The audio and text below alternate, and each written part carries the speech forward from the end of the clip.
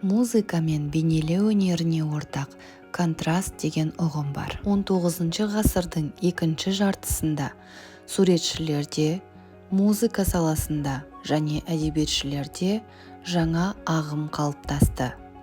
Бұл импрессионизм деп аталды. Бұл термин француздың импрессион әсер сөзінен шыққан. Бұл бағыттың өкілдері өзгеріп жатқан шынайы әлемді және олардан алған әсерлерін мүмкіндігінше табиғи түрде көрсетуге тырысты. Осы кезеңде суретшілер академизмнен аулақ болуға тырысып, суретшілер назарын қарапайым күнделікті өмірге аударды. Өйткені олар саябақтар мен кафелерде, бақта және қайықпен серуендеу кезінде адамдарды бейнелеген. Ландшафт кеңінен таралды, оның ішінде қалалық.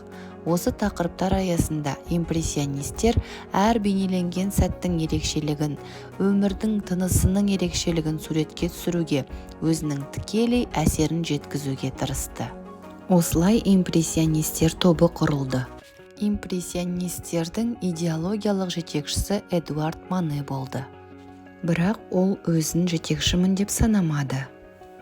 Алғаш рет бұл термин теріс мағынада қолданылды. Журналист Луи Леруа осы уақытқа дейін аталмаған тенденцияны ұстанушылардың алғаш көрмесінде сыни пікір жазды. Клод Маненің әсер картинасына сыншы көрменің барлық қатысушыларын импрессионистер деп атады. Наразылық білдірушілер бұл атауды қабылдады. Ол теріс мағынасыз термин ретінде берік орнықты. Әр сәтті тікелей, жанды, еркін және дәл жеткізу үшін импрессионистер көбінесе ашық аспан астында сурет салды. Кескіннің жеңілдігіне ұмтылып, суретшілер контурдан бас тартты. Олар оны шағын қарама-қарсы соққылармен алмастырды. Суретшілер назарын қарапайым күнделікті өмірге аударды. Академизмнен аулақ болуға тырысып, жаңа бағыттың өкілдері іздеуді кескіндеме сюжеттері саласында да, оларды жасау техникасында да жүзеге асырды. Импрессионизм музыка өнерінің дамуына үлкен әсер етті. Бұл қозғалыстың композиторлары әсерлер мен эмоциялардың берілуіне негізделген жаңа көзқарасты ұсынды. Олардың шығармашылығы өнер тарихындағы маңызды кезең болды. Олар Марис Равель мен Клод Дебюсси. Импрессионист суретшілер мен композиторларды көптеген ортақ тақырыптар байланыстырады. Мысалы, қоршаған орта, пейзаж, табиғат. Импрессионистер тарихта өнердің дамуына орасан зор әсер етіп, өз іздерін қалдыра білді. Олардың жұмыстары әлі күнге дейін көптеген адамдарды сұлулығымен және өзіндік ерекшелігімен қуантады, шабыттандырады.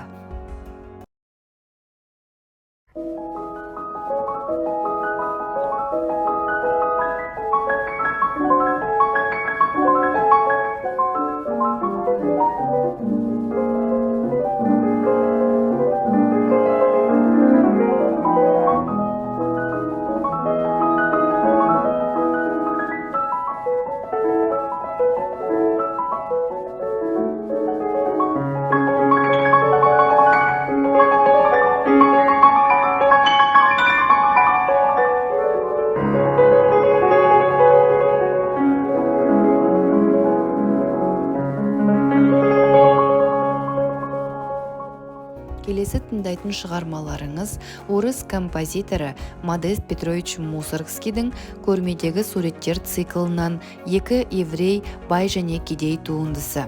Контрасттың айшықты мысалы Мусоргскийдің екі еврей бай және кедей пьесасында берілген. Бұл жердегі контраст шығарма атауынан ақ көрініп тұр. Осы пьесаның музыкасы екі түрлі адамдардың мінездерін суреттейді. Біріншісі байдың бейнесі сенімділігімен қатты маңызды дыбыстармен ерекшеленсе, кедей бейнесі сасқалақтық, аянышты жалынышты интонациялармен бейнеленген.